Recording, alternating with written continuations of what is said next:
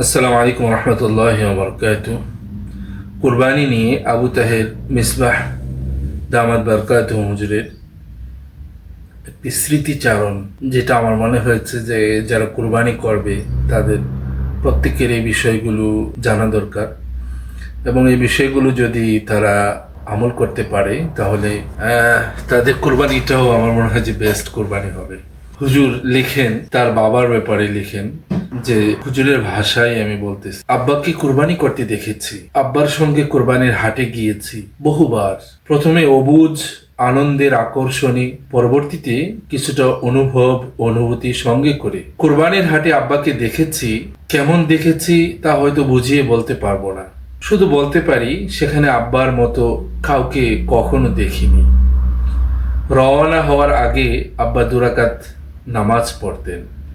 সে নামাজে আব্বার দাড়ি তো ভিজত, সাথে জায়নামাজও ভিজে যেত। মোনাজাতে সে কি কাকুতি মিনতি দেখেছি, শিখতে পারিনি। খরিদ করার পর আব্বার প্রথম কাজ হলো পশুটিকে আদর করা, এবং আশ্চর্য, কোনো পশুকে দেখিনি আব্বার আদর প্রত্যাখ্যান করতে। কয়েক বছর আগে আব্বার তখন খুব বিপর্যস্ত জীবন, এবং জীবনে সেই একবার তিনি শরীকে কোরবানি করেছেন। কোরবানির হাটে আব্বার সঙ্গে আছি, দেখি চোখে ধরে এমন একটি গাভীর দিকে মায়ার দৃষ্টিতে তাকিয়ে বলছেন, দিলের তামান্না তোকে কোরবানি দেই, যদি আমার সঙ্গে আমার যে তাও যাবি, আমার সঙ্গে আমার যে তৌফিক নাই তোকে নেয়ার। প্রিয় পাঠক, এমন বাবার কোরবানি দেখা সন্তানকে কি ভাগ্যবান বলা যায় না? প্রার্থনা করি প্রতিটি মুসলিম সন্তান যেন দেখতে পায় আমার বাবার মতো কুরবানি। আব্বা কুরবানির পশু বাড়িতে আনেন ঈদের 2-1 দিন আগে। সেই পশুকে তিনি এমন যত্ন করেন যেন আদরের সন্তান। কতবার যে তার তিরস্কার শুনেছি, গরুটা ঠিক মতো খিদমত হচ্ছিল না বলে। কুরবানির গরুর চারপাশে কয়েল জেলে দেন যাতে মশা কষ্ট না দেয়। একবার তো রীতিমতো মশারি টানানোর ব্যবস্থা করেছিলেন।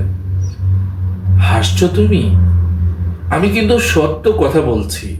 কোরবানির দিন আমরা গোসল করি, আব্বা কোরবানির পশুকে স্নান করান। ঈদে নামাজ পড়ে আসার পরে তিনি একেবারে বদলে যান, আমার কাছে একেবারেই অচেনা হয়ে যান। কোরবানির পশুকে যখন শোয়ানো হয় আব্বার চোখে তখন পানি এসে যায়, কখনো শব্দ করে কেঁদে ওঠেন। বিসমিল্লাহি আল্লাহু আকবার বলে যখন ছুরি চালান, তার বেচাইন অবস্থা হয় দেখার মতো, যেন পশুর গলায় নয়, তিনি ছুরি বসিয়েছেন আপন সন্তানের গলায়। এমন কোরবানি আমি আর কারো দেখিনি।